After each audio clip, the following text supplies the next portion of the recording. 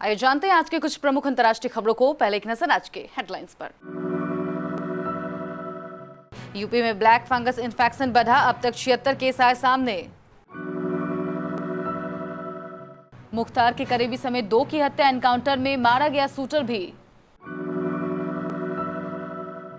रूसी vaccine Sputnik V को आयात करने के बाद बाजार में कराया जाएगा उपलब्ध। असम के रणपगली कैंप में पीड़ितों से मिले राज्यपाल, धनखड़ से लिपटकर फफक पड़ा एक बुजुर्ग। इजरायल की गाजा पट्टी पर 600 एयर स्ट्राइक, 96 मौतों के बाद फिलिस्तीनियों का पलायन शुरू। अक्षय तृतीया पर विधि विधान से खोले यमुनोत्री धाम के कपाट, सबसे पहले प्रधानमंत्री की ओर से हुई पूजा। आरजेडी ने खोजा पप्पू यादव की गिरफ्तारी का लालू तेजस्वी कनेक्शन, निशाने पर आए सीएम नीतीश कुमार। सिद्धार्थ शुक्ला की ब्रोकन बट ब्यूटीफुल 3 का टीजर रिलीज और शैमकर ने गर्लफ्रेंड के लिए लिखा दिल छू लेने वाला संदेश। कोरोना संक्रमण से जूझ रहे उत्तर प्रदेश में ब्लैक फंगस इन्फेक्शन ने पांव पसारने शुरू कर दिए हैं। उत्तर प्रदेश में अब तक अलग अलग जिलों में 76 मरीज मिले हैं, इनमें 3 जान गंवा चुके हैं। लखनऊ लोहिया संस्थान में इस इन्फेक्शन ने एक महिला की जान ले ली है। वहीं मेरठ में ब्लैक फंगस के 5 और मरीज मिले हैं। मेरठ में अब तक ब्लैक फंगस के 8 मरीज मिले हैं। चित्रकूट जेल शुक्रवार को गोलियों की तरतराहट से थर्रा उठा। सीतापुर के शार्प शूटर अंशुल दीक्षित ने 2 टॉप मोस्ट अपराधियों वसीम काला और मिराजुद्दीन को गोलियों से भून डाला। बाद में पुलिस ने मुठभेड़ में अंशुल उर्फ अंशु को भी मार गिराया। मिराजुद्दीन मुख्तार गैंग का शातिर अपराधी बताया जाता है। जेल सूत्रों के मुताबिक शातिर अपराधी अंशुल कई महीने से जेल में निरुद्ध है।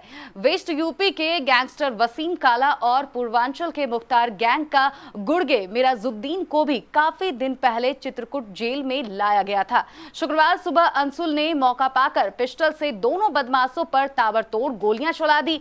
जब तक सुरक्षाकर्मी कुछ समझ पाते, कई राउंड गोलियां वसीम और मिराजुद्दीन पर उतार दी गई थी। दोनों की मौके पर ही मौत हो गई। इसके बाद सुरक्षाकर्मी ने अंशुल को ललकारा और आत्मसमर्पण करने को कहा, लेकिन उसने सुरक्षाकर्मियों पर फायरिंग शुरू कर दी। जवाबी फायरिंग में वह पुलिस की गोली से मारा गया। खबर मिलते ही आईजी, कमिश्नर, डीएम, एसपी समेत सारे आला अफसर जेल पहुंच गए। घंटे भर के अंदर जेल के अंदर कई थानों का फोर्स भी मोर्चा लेने पहुंच गया। भारत में रूसी corona virus vaccine Sputnik V जल्द उपलब्ध हो जाएगी। डॉक्टर रेड्डीज लैबोरेटरीज ने इस वैक्सीन का आयात किया है और स्थानीय स्तर पर भी वैक्सीन का उत्पादन शुरू हो रहा है।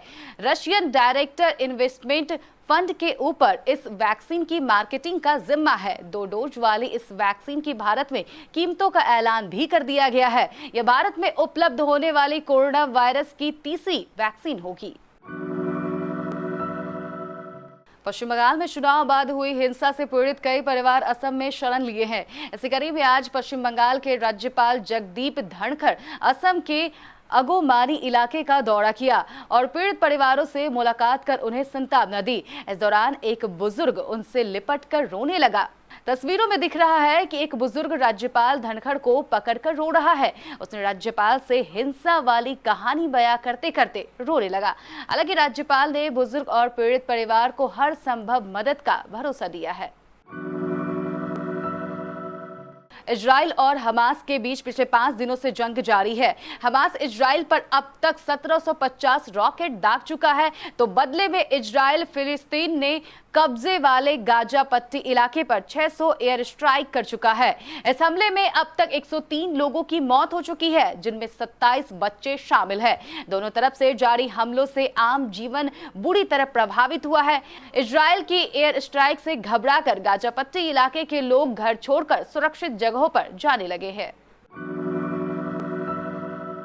अक्षय तृतीया के पावन पर्व पर आज यमुनोत्री धाम के कपाट विधि विधान के साथ खोल दिए गए। धाम में सबसे पहले प्रधानमंत्री नरेंद्र मोदी की ओर से पूजा करवाई गई। प्रधानमंत्री द्वारा 1101 रुपए मंदिर समिति के खाते में भिजवाया गया।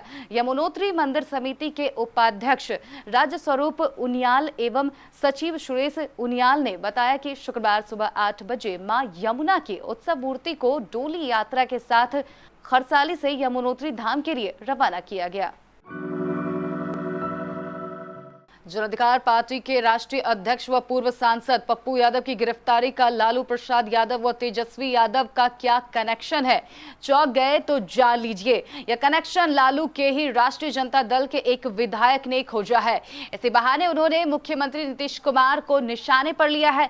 मधेपुरा के आरजेडी विधायक चंद्रशेखर ने आरोप लगाया है कि पप्पू यादव को लालू प्रसाद यादव व तेजस्वी यादव का वोट बैंक तोड़ने के लिए नीतीश कुमार की सरकार ने एक साजिश के तहत गिरफ्तार कराया है। ये लालू तेजस्वी को कमजोर करने की सफल नहीं होने वाली कोशिश है। इस आरोप पर जनता दल यूनाइटेड ने भी पलटवार किया है। सिद्धार्थ शुक्ला के प्रशंसकों को ईद का शानदार तोहफा मिला है। उनकी आने वाली web series broken but beautiful 3 का टीजर रिलीज कर दिया गया है। टीजर देखकर साफ है कि इस टीजर में रोमांस और ड्रामा देखने को मिलेगा। ब्रोकन बट ब्यूटीफुल सीजन 1 और सीजन 2 को दर्शकों ने काफी पसंद किया था, जिसमें लव स्टोरी से लेकर गाने तक हिट रहे थे। अब सीजन में नई कहानी से लेकर नई स्टार कास्ट है। इंडियन प्रीमियर लीग का 14वां सीजन अनिश्चितकाल के लिए स्थगित हो गया है। आईपीएल 2021 के बायो बबल में कोरोना वायरस की एंट्री होने के बाद इस टूर्नामेंट को स्थगित करने का फैसला लिया गया है। ऐसे में सभी विदेशी खिलाड़ी भी अपने घर को लौट गए हैं, लेकिन ऑस्ट्रेलियाई सरकार द्वारा लगाई गई यात्रा प्रतिबंधों की वजह से ऑस्ट्रेलिया के खिलाड़ी फिलहाल मालदीव में है। सैम कर्न भी इस वक्त मालदीव में है और उन्होंने सोशल मीडिया पर अपनी गर्लफ्रेंड इसाबेल साइमंड विलमॉट को जन्मदिन की बधाई दी है।